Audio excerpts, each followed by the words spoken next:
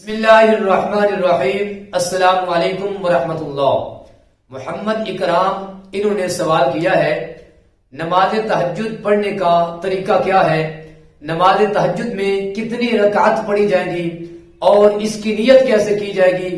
نماز تہجد کا وقت کب شروع ہوتا ہے اور کب تک رہتا ہے؟ اور کون کون سی صورتیں پڑھنی چاہیے؟ کیا اس میں کوئی خاص صورتیں ہیں جو پڑھنی چاہیے؟ کتنی رکعت پڑھی جائے گی؟ ان تمام سوالات کے جواب آج جانتے ہیں، جن کو جان کر آپ کو اور مجھے انشاءاللہ عز و جل بہت زیادہ فائدہ ہوگا۔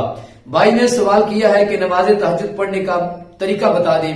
پہلی بات تو یہ ہے کہ عشاء کے فرض پڑھنے کے بعد نماز تہجد کا وقت جو ہے وہ شروع ہو جاتا ہے اور طلوع فجر تک یہ وقت جو ہے باقی رہتا ہے، یعنی کہ اذان فجر سے پہلے جو ہے، اذان فجر کا وقت شروع ہونے سے پہلے تک جو ہے نماز تہجد پڑھی جا سکتی ہے۔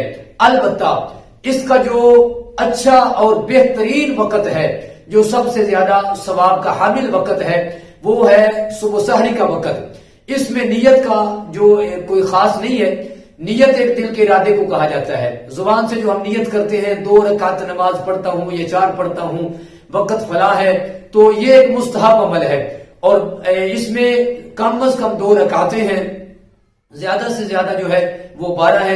نبی کریم صلی اللہ علیہ وسلم آپ سے 8 بھی مروی ہے کہ حضور صلی اللہ علیہ وسلم اپنی زندگی مبارکہ میں 8 رکعت نماز تہجد بھی ادا فرمایا کرتے تھے۔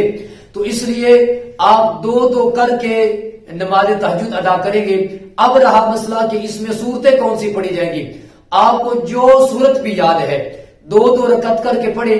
پہلے آپ نے تکبیر تحریمہ کہی، تکبیر تحریمہ کہنے کے بعد ثنا پڑھی، ثنا کے بعد تعوذ تسمیہ پڑھا، اس کے بعد آپ نے سورۃ الفاتحہ الحمدللہ رب العالمین اس کو مکمل کیا۔ پھر اس کے بعد اگر آپ کو صرف ایک سورت ہی آتی ہے، جس کو سورہ اخلاص یعنی کہ قل هو اللہ احد کہا جاتا ہے، وہی آپ ہر رکعت میں پڑھ کے نماز تہجد کو جو ہے وہ مکمل کر سکتے ہیں۔